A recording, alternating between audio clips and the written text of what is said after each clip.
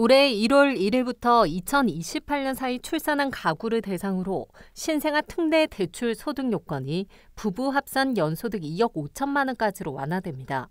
연소득 2억에서 2억 5천만 원 구간은 상위 2%에 해당하는 고소득층으로 사실상 소득 제한이 사라졌다는 분석도 나옵니다. 지방의 미분양 물량 해소를 위한 정책도 시행됩니다.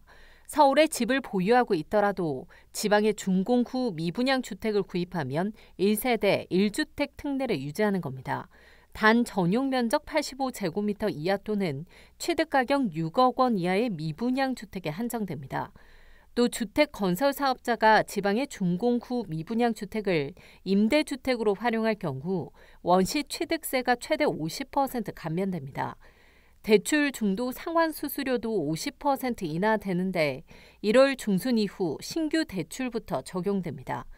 이와 함께 청년을 위한 주택 드림 대출이 출시될 예정입니다.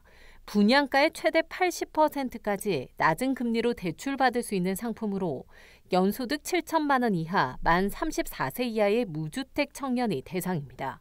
정부가 주택시장 활성화를 위한 여러 대책을 내놨지만 지역 부동산 시장에 미치는 영향은 미미할 것이라는 전망이 지배적입니다.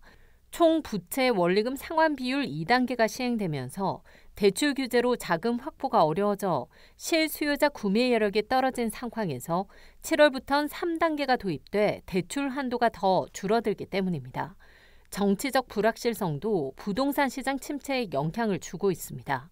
하방 압력이 어느 정도 작동했던 우리 지역시장에서는 결국 트럼프 미국 대통령의 취임이라든가 아니면 탄핵 정국 자체가 오히려 주택가격의 불확실성을 좀 더 높이는 쪽으로 작용을 하는 것은 분명하다라는 측면에서 보면 당연히 투자 수요는 위축이 될 것이고 지역 실수요자 입장에서도 당분간은 좀 대기 수요로 남을 가능성.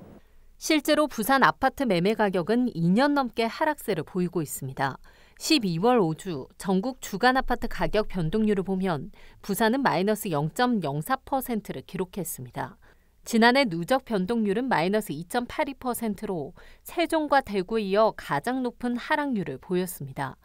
상반기까지 침체가 지속될 것이라는 전망 속에 금리 움직임과 대출 규제 완화 여부가 지역 부동산 시장에 영향을 미칠 것이라는 분석입니다.